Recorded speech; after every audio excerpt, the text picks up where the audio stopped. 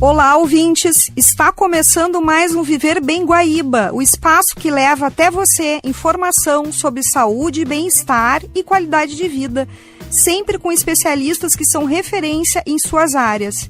Esse programa tem o patrocínio da Unimed Porto Alegre. Se você tem um CNPJ, pode ter um plano Unimed Porto Alegre. Acesse unimed.poa.com.br e consulte.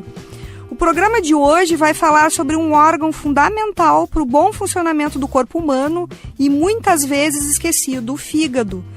Você sabia que ele é responsável por centenas de funções vitais no nosso corpo e que muitas doenças hepáticas só dão sinais quando já estão avançadas?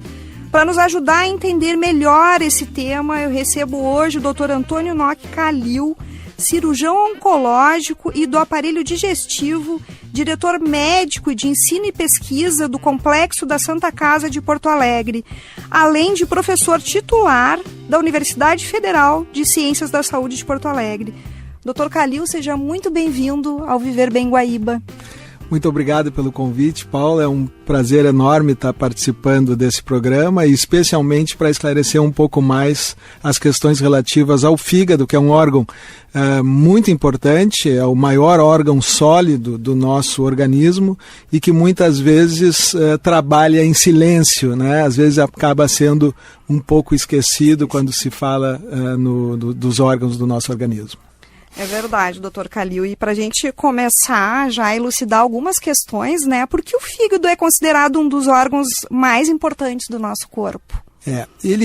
O fígado tem várias funções, né? É um órgão, dos órgãos sólidos é aquele maior, pesa ao redor mais de 1 quilo na grande maioria das pessoas, e ele tem funções desde filtrar as toxinas, né, que nós ingerimos nos alimentos, nas bebidas, tem a função de manter a nossa coagulação, a produção dos fatores de coagulação são realizadas no fígado, a produção de bile, que é algo extremamente importante na nossa digestão, a produção de determinados hormônios e a manutenção do nível de insulina também está relacionado à função do fígado.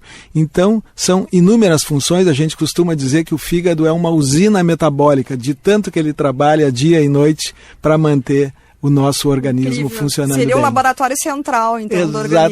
Exatamente. E, doutor Calil, é verdade que tudo que a gente ingere, alimentos, bebidas e medicamentos, passa pelo fígado? Como é que funciona assim na prática? Exatamente. Tudo que a gente se alimenta ou bebe vai para o intestino e através do intestino eles vão para um sistema venoso, que é o chamado sistema mesentérico porta, e aí passam no fígado onde essas substâncias são depuradas. Por isso que a gente vê, por exemplo, pessoas que têm doenças crônicas no fígado com, às vezes, dificuldade, inclusive, de raciocínio, com dificuldade de podendo chegar, muitas vezes, até o coma. Então, realmente, a possibilidade de limpeza de todas essas toxinas se faz através da passagem de todas essas substâncias através do fígado. Perfeito. E o fígado tem mesmo essa capacidade de se regenerar? Até que ponto isso é possível? Uma dúvida que as pessoas têm. Né? O fígado é o único órgão do organismo que ele aumenta de tamanho quando removida alguma parte ou quando sofre alguma agressão. Por exemplo, existem situações que a gente fala de hepatite fulminante, são situações agudas do fígado que promovem uma necrose de parte importante das células do fígado e muitas vezes o fígado consegue se recuperar depois disso pela regeneração. Também, por exemplo, em cirurgias de fígado, a gente pode remover 70% ou mais do fígado e a quantidade que fica, se o fígado é normal, acaba aumentando de tamanho e o fígado acaba sendo passível de uma vida normal. Também por esse motivo que a gente utiliza órgãos de doadores vivos, porque a gente pode tirar parte de uma mãe, de um pai para uma criança, para um filho, e esse órgão tanto vai crescer na pessoa que doou, quanto vai progredir de maneira funcional e anatômica em quem recebeu. Então, é verdade, o fígado tem essa propriedade, ao contrário dos demais órgãos do organismo. Incrível, né? Exatamente. Isso nos casos agudos. Nos casos agudos, nas cirurgias, né? Ele só não vai se regenerar se a pessoa tem uma doença crônica.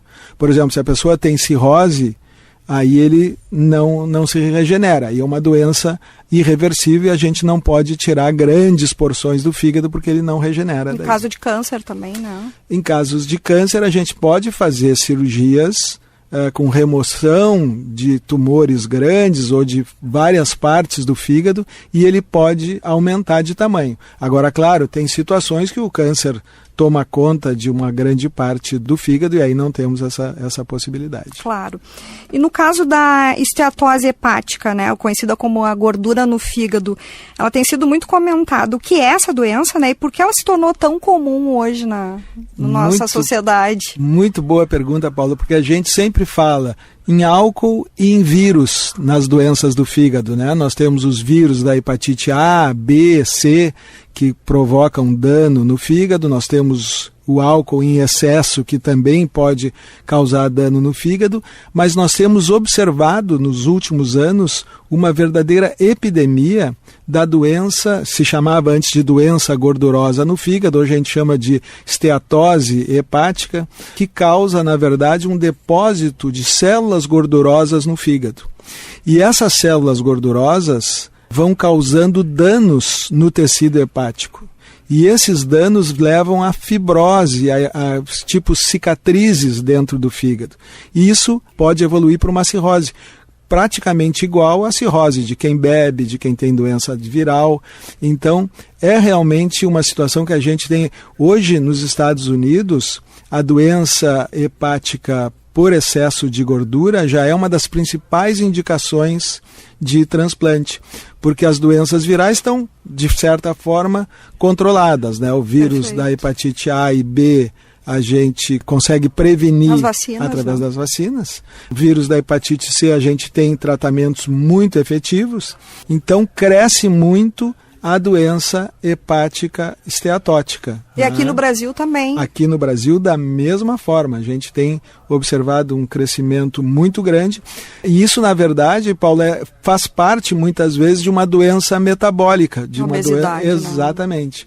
E aí, por esse motivo, hoje está aprovado já nos Estados Unidos o uso do Wegovy para tratamento dessas situações, porque muitas vezes a gente é perguntado, e se usar semaglutida ou se usar o Mounjaro agora, isso vai ajudar na esteatose? De certa forma, sim. Nós hoje temos o Wegovy já aprovado pelo FDA, mas claro que tudo que acaba diminuindo o excesso de gordura no fígado é efetivo em termos de diminuir essa esteatose. Claro que o mais efetivo é diminuir peso e atividade física, né? São as duas coisas mais importantes no tratamento da esteatose ainda hoje. Isso tem que estar presente em todas as circunstâncias, exatamente, né? Exatamente, é fundamental. E no caso, o senhor havia comentado as hepatites virais, né? Como é que elas afetam o fígado ao longo do tempo?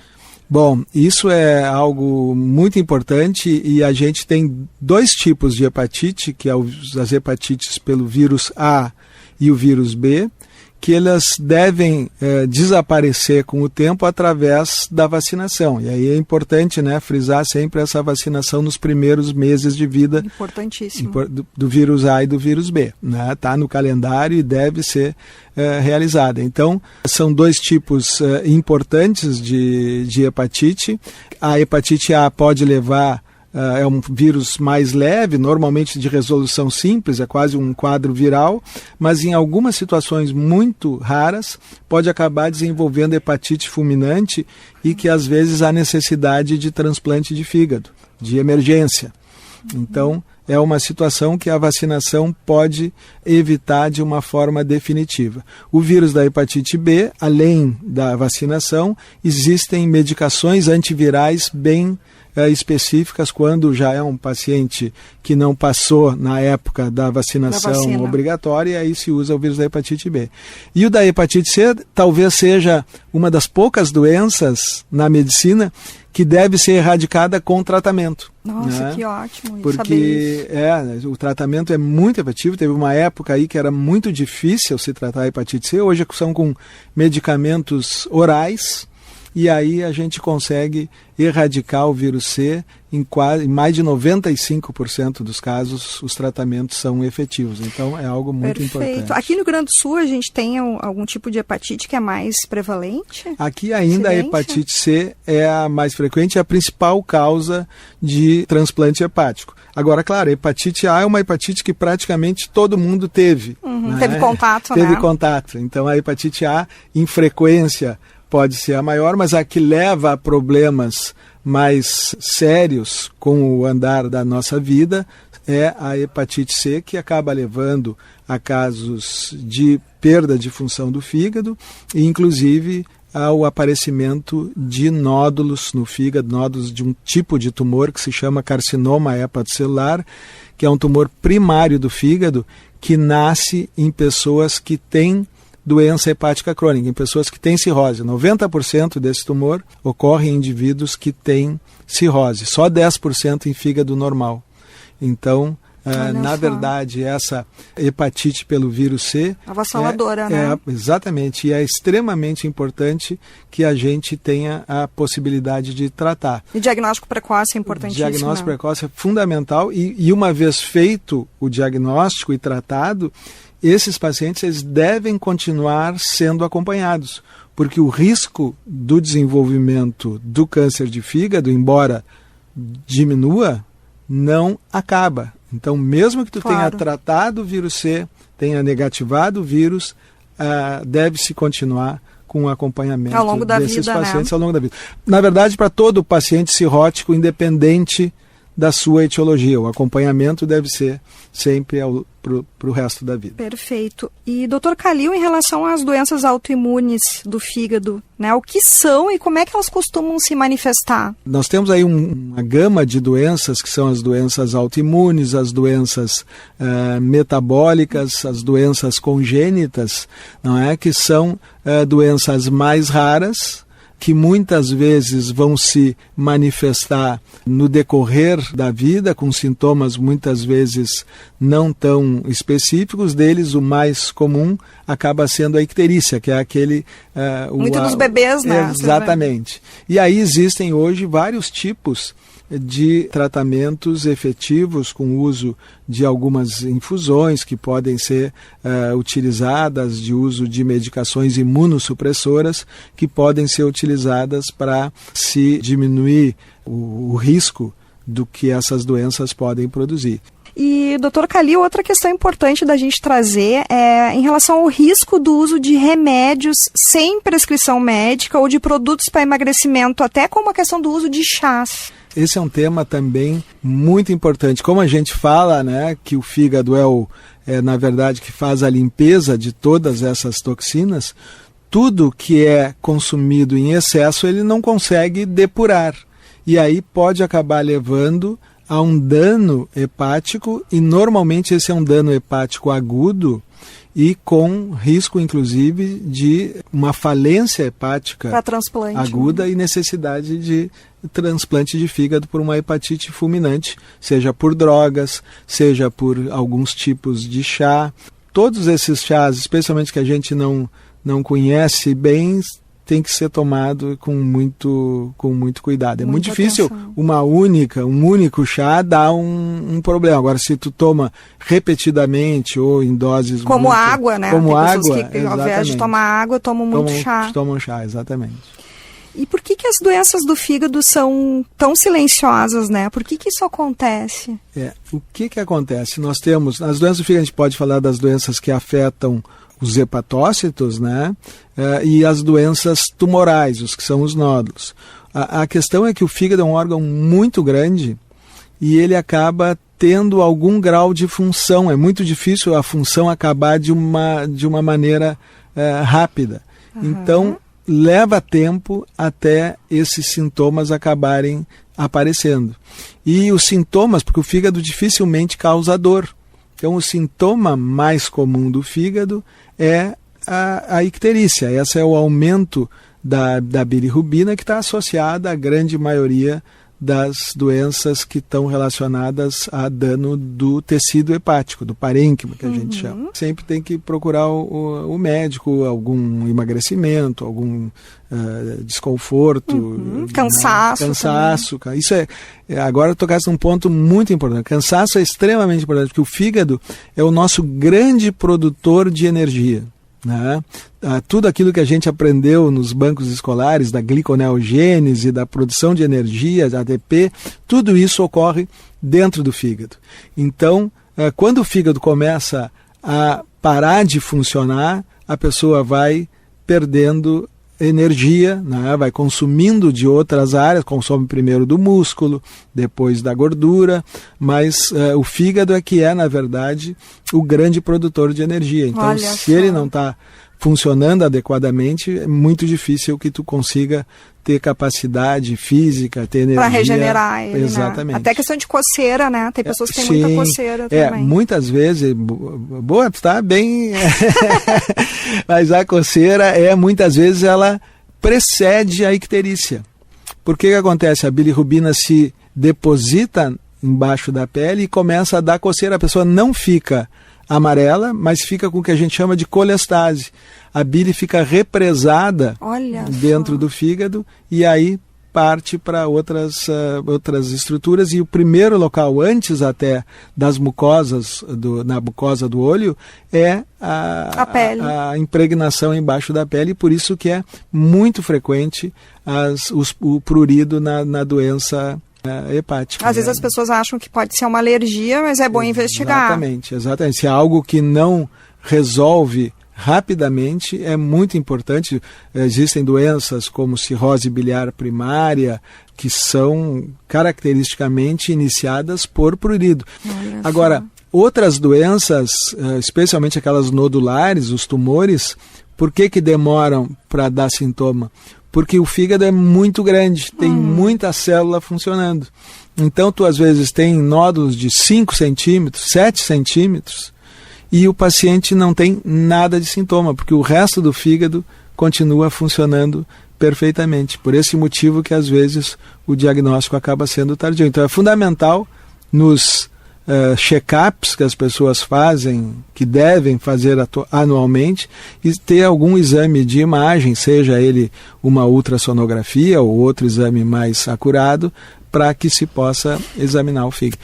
Em relação assim à questão do transplante, né? Em que situações ele realmente se torna necessário? Em toda doença hepática terminal leva essa indicação? Bom, aí existem indicações que são precisas do transplante, normalmente quando o risco de vida da pessoa é maior do que o risco do procedimento transplante hepático, né? Então são normalmente doenças hepáticas em estágio terminal, em que a perspectiva de vida dificilmente ultrapassa 6 meses, 1 ano, ou pacientes que apresentem inúmeras complicações, como, por exemplo, presença de líquido na barriga, que a gente chama de ascite, icterícia novamente, não é? E hoje nós temos um capítulo muito importante no transplante, que é a oncologia do transplante de fígado. Hoje a gente sabe que para alguns tipos de tumores o transplante de fígado é a melhor alternativa de tratamento. Olha só. O principal é o carcinoma hepatocelular, que é esse tumor primário que nasce no indivíduo com cirrose. Especialmente, claro, seguindo alguns critérios. No Brasil, por exemplo, tumores de determinado tamanho, até 5 centímetros, não mais do que 3 nódulos. Mas a gente sabe que nesses casos, quando a indicação é precisa, esses pacientes têm uma sobrevida, uma expectativa até de cura, maior do que qualquer outro tipo de tratamento. Incrível. Então o transplante primário o transplante para tumor primário é algo que já está consolidado. Mas outros tipos de tumores começam a ter indicação de transplante. Então, por exemplo, as metástases hepáticas de origem no intestino. E outras, como o colangiocarcinoma, que é um tumor que nasce nos canais biliares e que também tem uma indicação hoje cada vez maior, dependendo da situação e da indicação. Protocolos cada vez mais definidos. Exatamente, acho que isso é fundamental. Basear-se sempre em protocolos bem definidos e com resultados comprovados. E, Dr. Calil, para a gente trazer aí para a nossa Santa Casa, quantos transplantes de fígado são realizados em média por ano? Este ano nós realizamos 87 transplantes de fígado na Santa Casa. Então é um número realmente muito grande. São feitos transplantes de doador cadavérico, né? Um número grande, a maioria, e daí a importância de sempre a gente continuar lutando em relação à doação de órgãos. Eu sempre falo isso aqui. Mas que aumentou, sabe, Paula, no último ano aumentou de forma importante, quase 10% a mais de doações nós tivemos no Rio Grande do Sul. E além disso, nós temos a possibilidade, temos feito alguns transplantes de doadores vivos. Intervivos, né? Intervivos, exatamente. Que aí vem um pouco do que a gente falava lá no início, da possibilidade da regeneração do fígado. Mas a gente tem que fazer o mínimo para que não se tenha riscos maiores. Então tem que calcular bem a quantidade de fígado que vai de um para o outro para que se tenha sucesso tanto no doador como no receptor. Isso facilita, então, quer dizer, a fila ficar um pouco menor? Facilita, exatamente. Hoje, em crianças, praticamente a gente só faz transplante intervivos. Né? Porque é mais fácil, porque entra nessa questão que eu te falei do tamanho. Então, tu pega uma parte menor da mãe ou do pai, ao redor de 30%, vamos dizer assim, de fígado do pai ou da mãe, já é suficiente normalmente para uma criança de 1 ano, 2 anos, até mais, ter uma vida absolutamente normal. Isso é um alívio, maravilhoso. Isso é maravilhoso, é algo que é uma das coisas mais emocionantes que eu acho na medicina, é ver, e depois ver as crianças crescendo, sabe? Eu tenho hoje crianças de 20 anos, de 20 e poucos anos, transplantadas com órgão da mãe, da avó, né? Isso é outra coisa importante. Normalmente os doadores são aparentados. Né? Compatibilidade de grupo sanguíneo, compatibilidade de tamanho e aparentados para não ter esse risco de comércio, né? De alguém querer vender parte das... Com certeza. Né? Então isso para tornar a questão da segurança, isso é importante a gente destacar, né? Os transplantes são muito bem definidos, muita ética, muito controle. Isso sempre que surge essas conversas de comércio de órgãos e transplantes, eu digo que no Brasil isso é impossível de acontecer. Eu acho que é a coisa mais bem fiscalizada no Brasil. Se no Brasil tudo fosse que nem é feito no transplante, ia funcionar muito melhor. Então, com certeza. Realmente... Outra questão que eu achei bem interessante, que diferente do rim, o fígado não tem um tratamento substituto, né? Como no caso da hemodiálise. Exatamente. Isso explica também um pouco o número de transplantes. Para ter uma ideia, o fígado é o segundo órgão mais transplantado aqui na Santa Casa. Olha só.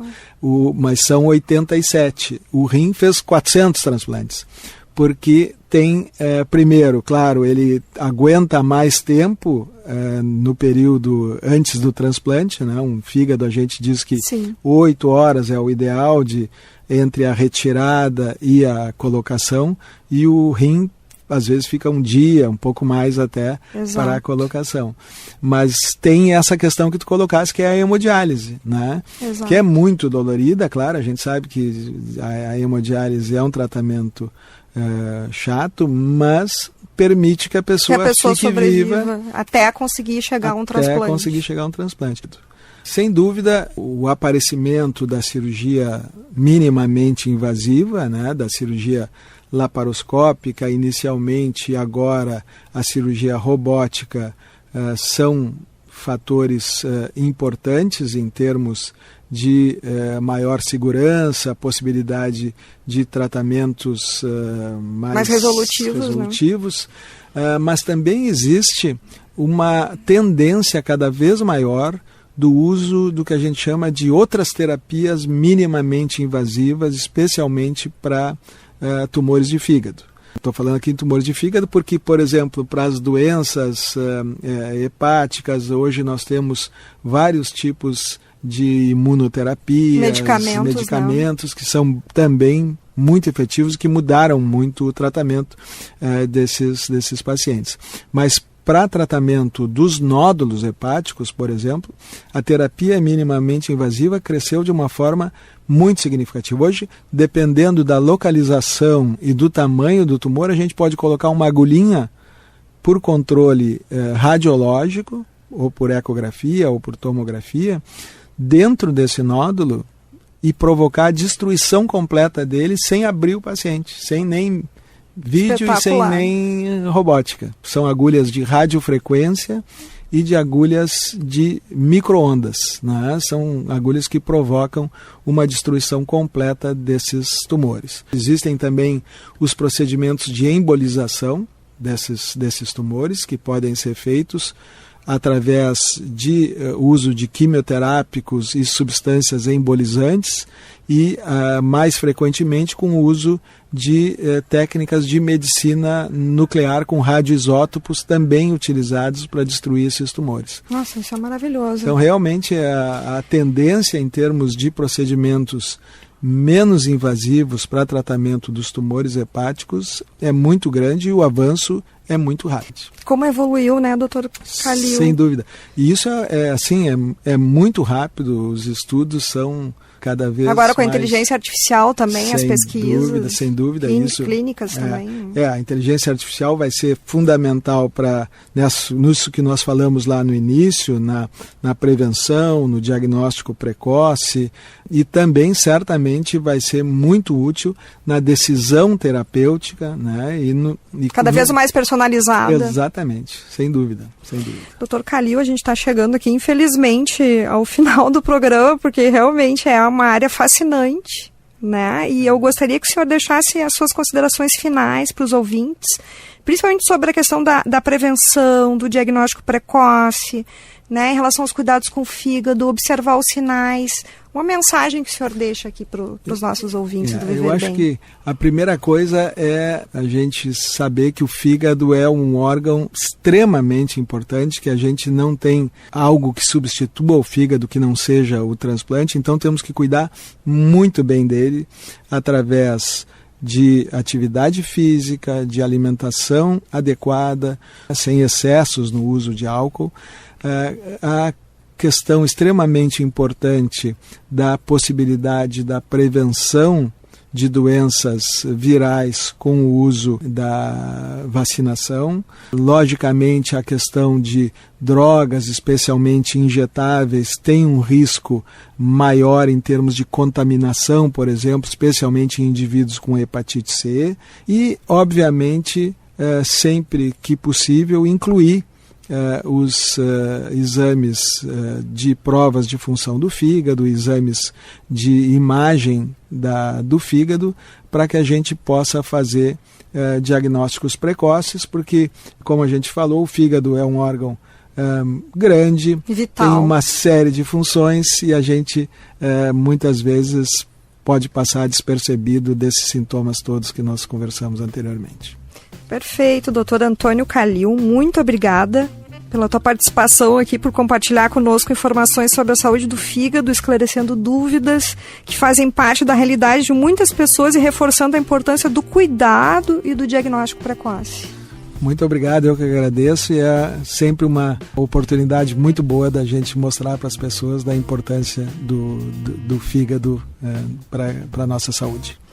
Perfeito, foi um prazer recebê-lo aqui no Viver Bem Guaíba. Seja qual for o seu verão, nosso cuidado vai com você. Vai tranquilo pro verão, vai com a Animed Porto Alegre. E no próximo bloco, o nosso programa segue trazendo mais informação e orientação em saúde. O Viver Bem Guaíba volta já, não saia daí.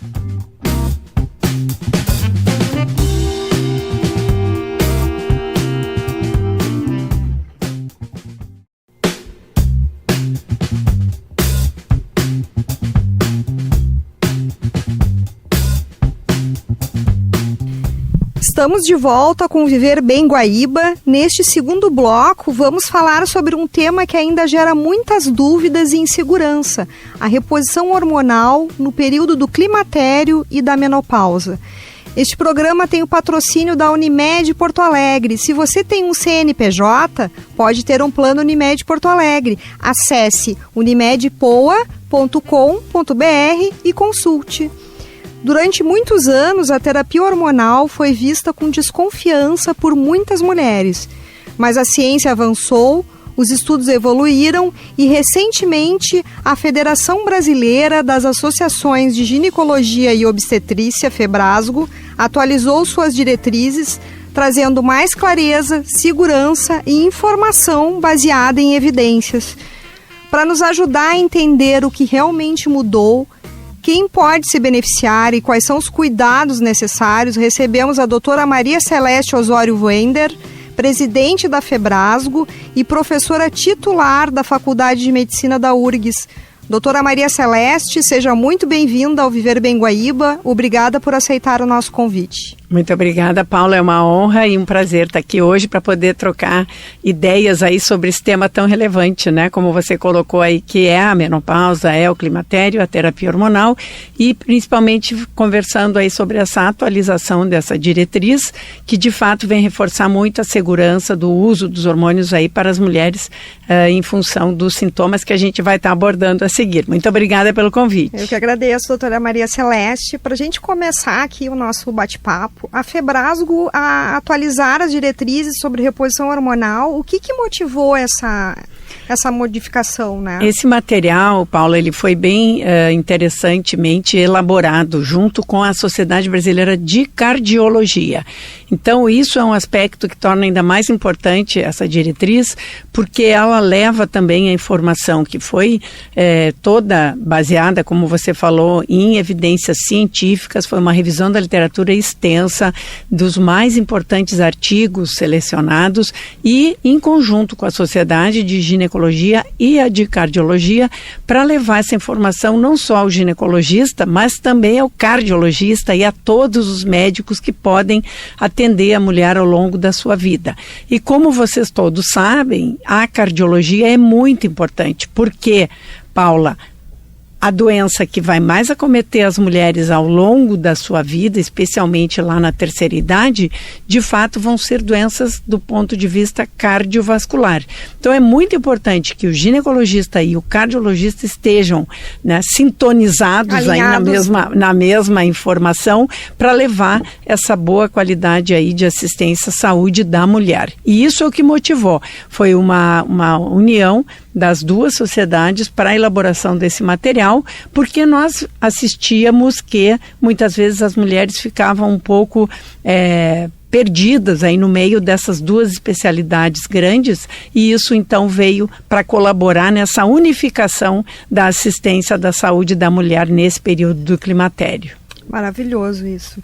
Por muitos anos a terapia hormonal foi cercada de medo, né? Hoje, o que a ciência mostra de diferente para as mulheres? Isso é muito importante a gente esclarecer, né? Já tem hoje mais de 20 anos onde surgiu um estudo lá nos Estados Unidos, mas que repercutiu no mundo inteiro e que trouxe muita dúvida, temor, insegurança do uso da terapia hormonal.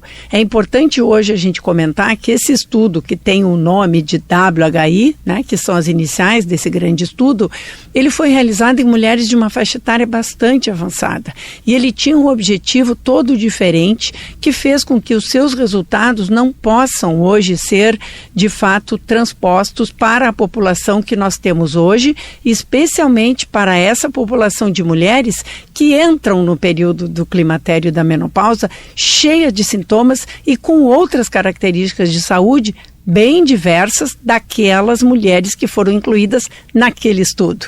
Então, transpor aqueles resultados para hoje é uma inadequação. Hoje a gente se depara com que a reposição hormonal, quando ela é bem feita, e aí nós vamos a seguir conversar bastante sobre isso, ela tem uma carga de segurança muito superior ao que aqueles estudos que foram responsáveis por jogar tanto temor e tanta dúvida pelo uso dos hormônios femininos nesse período do climatério e da menopausa. Doutora Maria Celeste, um dos principais conceitos das novas diretrizes é a chamada janela de oportunidade. O que isso significa na prática para os nossos ouvintes entenderem? Beleza. Essa questão da janela de oportunidade, ela nos traz qual é o momento ideal aonde o início da terapia hormonal deve ser dado, né? Porque nós vemos hoje que o momento ideal é justamente aquele momento quando as mulheres começam a ter os primeiros sintomas da falta do estrogênio. E por que a gente diz que esse é o momento ideal?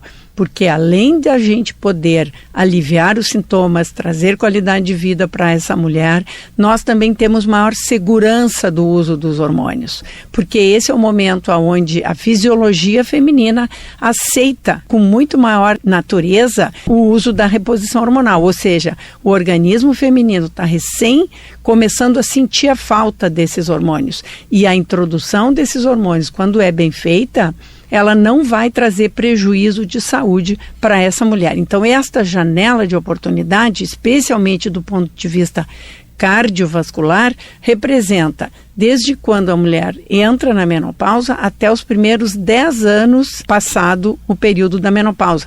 Isso, entenda-se, é para iniciar a terapia hormonal. É importante destacar. É para iniciar, né? Então, desde que a mulher esteja dentro desse período, dos primeiros 10 anos, que ela parou de menstruar, ou quando nós perdemos esse parâmetro, por exemplo, uma mulher fez a cirurgia de retirada do útero, a gente perde um pouco quando que foi, de fato, a idade que ela entrou na menopausa.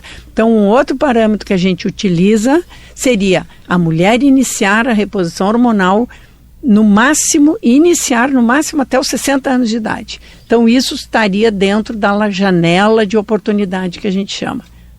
E dentro dessa janela, quais são os principais benefícios comprovados da terapia hormonal? Então, o mais importante, que também é a indicação da reposição hormonal, são o tratamento dos sintomas vasomotores, né, moderados, que trazem um prejuízo para a qualidade de vida dessa mulher. Quando eu falo de sintomas vasomotores, eu estou falando dos calorões, eu estou falando dos suores noturnos, e isso tudo muito frequentemente está acompanhado de duas outras alterações.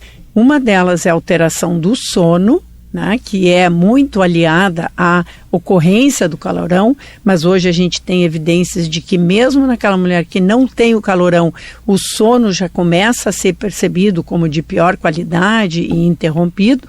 E um outro fator que se associa muito aos calorões e à alteração do sono são as alterações de ordem emocional.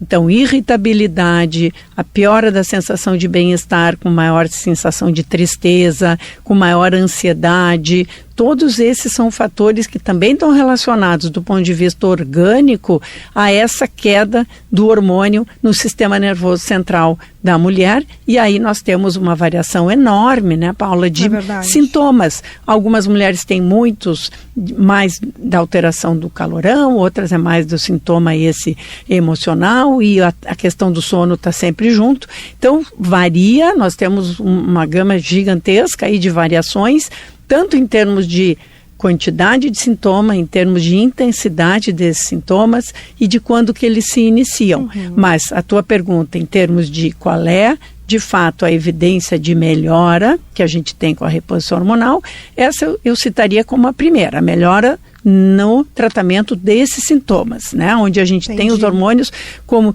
de fato, assim, de longe, não tem nem competitivo, né? Outras opções, sejam medicamentosas ou de nutrição, que cheguem próximo da quantidade, do efeito que a reposição hormonal traz consigo. É um ganho muito grande, né, doutora Maria Celeste? Sem dúvida. E no caso da prevenção de osteoporose e das fraturas, como é que entra a questão da reposição hormonal? Isso também é muito importante, né? Eu acho que além da osteoporose, São Paula, para também a gente contemplar a questão da melhora o que nós chamamos hoje de síndrome geniturinária da menopausa, né? Então, a mulher, quando ela vai entrando dentro do período da pós-menopausa, os sintomas iniciais, esses que nós já falamos dos calores, são mais adiante acompanhados por o quê? Por uma ressecamento vaginal. Então, todo o trato genital feminino, ele vai sentir falta também do hormônio estrogênio e ele vai se manifestar com isso, especialmente ressecamento vaginal, dor para ter relação sexual, algumas queixas urinárias também. E isso pode ser tratado, inclusive, não só com hormônio sistêmico, que nós chamamos, através de comprimido, ou através de adesivo ou gel, mas também o uso só vaginal. O uso tópico de estrogênio também pode ser uma das vias opcionais. Voltando à sua pergunta da osteoporose, Paula, é importante a gente salientar. Cerca de 30% das mulheres vão, depois da menopausa, se não tratadas com hormônios, desenvolver o que nós chamamos de osteoporose da pós-menopausa. O que é isso? Uma fragilidade do osso e que vai culminar em uma fratura óssea que a gente chama uma fratura patológica. Por que patológica? Porque é uma fratura sem um trauma. Então a mulher está caminhando e ela, de alguma maneira, fratura e vai ter que ou levar uma cirurgia ou vai ter outras fragilidades. E o que nós sabemos hoje, Paula? O hormônio feminino, que é o estrogênio, ele é efetivo para evitar que a mulher chegue na osteoporose. Então, a reposição hormonal, além daqueles fatores que nós citamos, de melhora em todos os sintomas, de melhora na atrofia urogenital, ela também previne a perda óssea do período da pós-menopausa, evitando que a mulher entre nesse risco de fratura que a osteoporose representa. Perfeito. E, doutora Maria Celeste, as diretrizes também reforçam muito a importância da individualização, né? Por que não existe uma reposição hormonal igual para todas as mulheres? Isso é importante, Paula. E aí eu quero só fazer um parêntese também, porque um dos resultados maiores que foi das diretrizes foi de que tudo que eu estou falando hoje aqui, tudo que a gente conversa está relacionado ao uso de opções de tratamento regulamentadas, registradas pela Anvisa, que tem pesquisas em quantidades suficientes e que nos trazem toda uma sensação de segurança de que o que eu estou usando com a minha paciente já foi pesquisado, já foi publicado em número enorme de mulheres e eu sei que o resultado que vai acontecer é o que está previsto e é o que está publicado. Eu digo isso, Paula, por quê? Porque o que você falou em relação à individualização é importante. Todos nós temos como individualizar se a minha paciente tem obesidade, se ela tem hipertensão, se ela tem diabetes, crônica, né? Se ela fuma, se ela tem alguma outra doença crônica. Eu vou fazer o seu tratamento individualizado dentro de dose, de via de administração, se vai ser pela via oral, se vai ser através da pele, por gel, por adesivo, se eu vou usar e qual progesterona eu vou fazer uso, de que maneira e dose eu vou fazer o tratamento dela, e tudo isso usando opções que nós temos aqui no Brasil, Paula, inúmeras.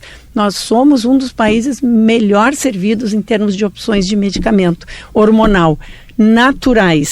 Então, não há necessidade de lançar mão de manipulação em farmácia de manipulação, porque nós já temos aqui, por sorte, o país é muito bem servido de opções de medicações onde eu posso individualizar a dose, o tipo de estrogênio, a via que eu vou usar para minha paciente, sem necessitar manipular. Porque aí eu tenho muito mais segurança da dose efetiva que aquela minha paciente vai estar usando, né? Com certeza. Além da efetividade, Paula, a segurança também é importante isso a gente é primordial, falar. Né? Não fazer em qualquer, sair fazendo em farmácia, sem ter uma prescrição médica, por conta, isso é muito perigoso. Importante. Que fatores o médico avalia antes de indicar a terapia hormonal? Então, uma das coisas mais importantes é avaliar, primeiro, né? Como que essa minha paciente está, qual é o período que ela está ainda na transição menopausal ou ela já está na pós-menopausa, quais são as suas condições de saúde hoje e quais são o seu histórico de saúde também, né? Então você falou muito bem, condições de saúde crônica, eu preciso enxergar essa mulher de forma muito global e saber de fato, como que essa minha terapia hormonal poderá ajudá-la e da melhor maneira possível fazer com que ela tenha uma boa e excelente qualidade de vida. O mais importante exame, Paula, que a gente considera, né? Nós temos um ambulatório de climatério no Hospital de Clínicas já faz mais de 30 anos, e lá a mamografia é o primeiro exame que a gente, assim, considera como sinal verde para iniciar a terapia hormonal, além de todos esses fatores que nós já falamos. Normalmente, o período do climatério é excelente para a gente fazer um balanço daquela mulher. Então, fazer um exame de sangue, ver como é que está o seu colesterol, como é que está a sua glicose, a sua tireoide, já se aproveita para fazer toda essa avaliação e, se necessário, detectado alguma alteração, nós vamos, então, encaminhar essa paciente para algum outro colega que seja mais específico daquela área, né? Mas uma paciente que tem a sua saúde normal, a gente vai individualizar o seu tratamento e levando em consideração esses exames que a gente já citou, especialmente uma mamografia normal dentro dos últimos 12 meses. Isso é uma condição importante. Destacar, né? E quando a mulher já passou dos 60 anos ou ela está há mais de 10 anos na menopausa, quais são os riscos nesse caso? O que acontece, Paula? Nós temos exceções, como em toda a área da medicina. Existem algumas mulheres que já estão fora dessa janela de oportunidade, mas ainda apresentam sintomas importantes que não conseguiram ser tratados de forma boa para essa mulher, com outras alternativas não hormonais. E, de acordo com a nossa avaliação, se essa mulher, apesar de já ter saído da janela de oportunidade, eu considerar que ela pode iniciar, depois de uma avaliação bem mais detalhada, ela poderá iniciar uma terapia hormonal, especialmente sem o uso da via oral, para evitar essa primeira passagem hepática, ter impacto menor dos hormônios, usando sempre hormônios naturais. Nós sempre estamos aqui falando de hormônios naturais, claro, quando estamos falando da menopausa. Essa mulher poderia iniciar. Mas a sua pergunta de por que a gente tem esse receio, por quê? Porque aquele estudo que eu comentei lá no início, ele mostrou em mulheres que tinham mais de 60 ou mais de 70 anos, quando iniciaram a reposição hormonal, um prejuízo em algumas questões cardiovasculares, com um pouco de aumento de risco de trombose, de infarto. Então, a gente seleciona de que o início seja feito no momento correto, para evitar a ocorrência desses riscos que apareceram lá naquele estudo. Claro. E existem situações em que a reposição hormonal realmente não é indicada, até trazendo para casos de câncer de mama. Exatamente, Paula. Essa é a maior contraindicação que hoje ainda existe, apesar de hoje a gente ouvir muito aí, né, de órgãos e de fontes não muito certificadas, de que não, a mulher pode usar hormônio mesmo com câncer de mama. Na realidade, do ponto de vista científico, a grande contraindicação ao uso da terapia hormonal na menopausa é a mulher ter tido no passado a ocorrência de um câncer de mama. Tá? Então, por que isso existe? Por quê? Porque existem estudos também bastante antigos que mostraram que mulheres que faziam uso de hormônios depois de terem tratado seu câncer de mama tiveram alguma chance de recidiva maior, né? Esses estudos todos nunca ficaram muito bem claros, eles não foram completados porque eles tiveram que ser interrompidos antes do seu término previsto, mas é o consenso que a gente ainda hoje tem e por segurança das mulheres se mantém essa contraindicação. Né? E aí teria também outras formas, né? Aí a gente vai fazer a avaliação dessa mulher, né? Vai ver se o problema maior é o calorão, ou é o problema é a osteoporose, ou é a atrofia urogenital, ou é a questão do sono interrompido. E aí isso tudo vai ser mais individualizado, né? Direcionado de acordo com o sintoma mais prevalente, né? Agora a gente trazendo para uma questão que é bem polêmica, a testosterona, né? Em que situações ela pode ser indicada para mulheres e por que não há recomendação para uso estético, de emagrecimento ou ganho de massa muscular? Isso. Então, o que acontece com a testosterona? Ela hoje entrou aí numa onda, né, de uso, meio sem ter uma sinalização de exatamente para que ela serve. Então, o primeiro ponto, Paula, é o seguinte, importante comentar, não se pede dosagem de testosterona num exame de sangue para uma mulher que não está com queixa de aumento de testosterona. Quando é que o aumento da testosterona vai levar uma mulher no consultório? Quando ela tem queda de cabelo, quando ela notou que está surgindo pelo no seu rosto, quando ela está com a voz grossa. essa mulher vai se dirigir num ginecologista ou num endócrino e vai ser feita uma avaliação. A senhora poderá estar até com um tumor produtor de testosterona, né? Isso não é incomum. Então, o primeiro ponto é, não se pede exame de sangue para dosar testosterona de uma mulher que não tem essa queixa de excesso de hormônio. Por que não? Porque o exame de sangue, Paula, que existe para dosar a testosterona, ele foi desenvolvido e ele tem toda a sua testagem exatamente para essa população, para ver níveis elevados, não para ver níveis baixos. Então, hoje em dia, infelizmente, a deturpação faz com que seja pedido esse exame, os níveis vêm baixinho, porque é normal, claro. A mulher tem testosterona baixa, e aí fica aquela coisa, a senhora tem que repor, porque está muito baixo se a taxa. Então é um absurdo do início ao fim. Na realidade, hoje, vamos voltar para a ciência, em que situações que se justifica usar testosterona em uma mulher na pós-menopausa? Numa mulher que tem queixa importante de desejo sexual hipoativo. Então, a libido está muito baixa, mesmo com o estímulo do meu parceiro, eu não respondo de forma alguma. E eu já fiz, junto com o meu médico, toda a avaliação e que descartou toda e qualquer outra causa. Não é por uso de antidepressivos, que em geral podem trazer essa queixa, ou uma série de outros fatores. Não se chegou a nenhuma conclusão. Então, essa mulher já está usando os hormônios femininos, e eu vou adicionar uma testosterona em doses femininas, isso é um ponto importante, controlado, e eu vou aí sim dosar o exame de sangue em 2 a 3 meses, porque eu não quero que essa taxa suba acima do normal para uma mulher, porque se subir acima do normal para uma mulher, eu entro no risco de ela ter perda de cabelo, ela ter engrossamento da voz irreversível, ela ter o clitóris aumentado, ela ter pelos pelo corpo, e isso ninguém deseja. Ter acne, né, espinhas. Sempre que eu tiver uma elevação do hormônio masculino anormal para uma mulher, eu vou ter sintomas que são, alguns deles, irreversíveis. E a sua pergunta de por que hoje a gente se debate tanto com esse mau uso da testosterona, porque isso tudo está englobado numa inadequação de prescrição, inclusive de produtos, né, que são para homens, para mulheres que querem ter algum dos efeitos, né, como esse nas que você falou, nas academias, né, e esse engrossamento de voz a gente se depara, Paula, em algumas situações de fato que nos assustam, porque a voz engrossa e nunca mais volta para o normal. Olha, um sinal de alerta aí para os ouvintes, né? Importante. E o risco, né, Paula, que a gente sempre traz, são questões cardiovasculares, sejam neurológicas como cardíacas também, né? A terapia hormonal pode ser interrompida? Pode, né, Paula? Na realidade, a gente hoje não tem um tempo máximo de uso que seja o recomendado.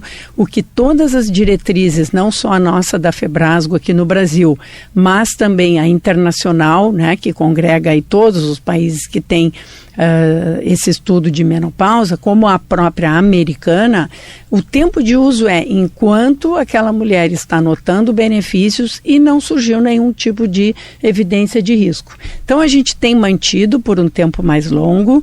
O que nós chamamos a atenção é que, em geral, aquela mulher que já está usando há mais tempo, ela pode se adaptar com uma dose mais baixa.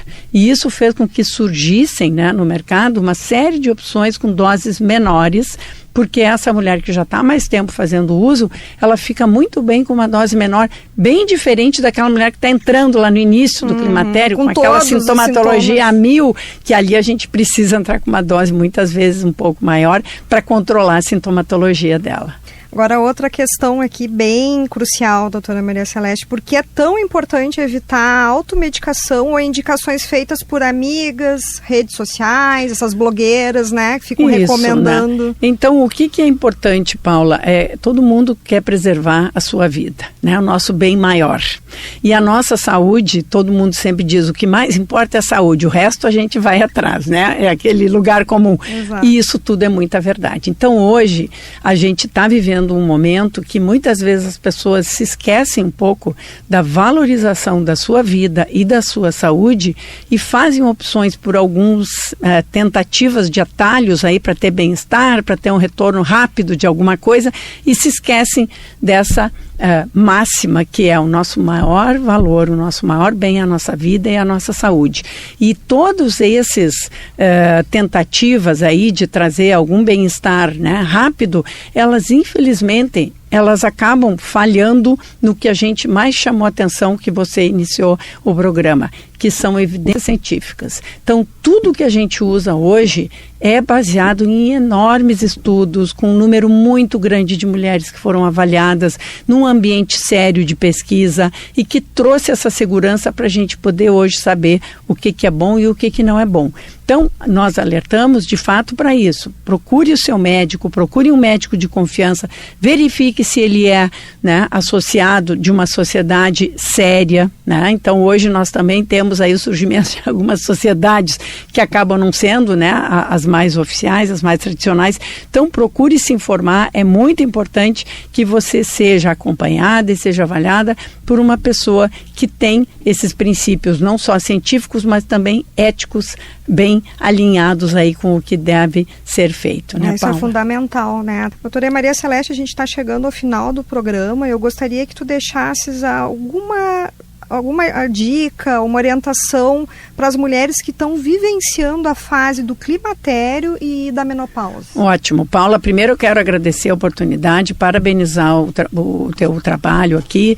Como vocês, a Rádio Guaíba, tem essa importante responsabilidade de levar uma informação adequada para as pessoas em relação a questões de saúde. O teu aspecto, Paula, de que recado eu deixaria de final? Além da questão hormonal, as mulheres precisam estar sempre atentas para os seus hábitos de vida. Então, manter um peso adequado, não fumar, não ingerir álcool em excesso, porque hoje a gente vê as mulheres ingerindo, né, uma quantidade um pouco mais elevada, ter uma dieta adequada, ter uma qualidade de vida. Tudo isso que a gente fala parece repetir o mesmo, mas é muito importante. E o melhor de tudo, mulheres, não lamentem, porque os homens não passam no climatério, a mulher passa.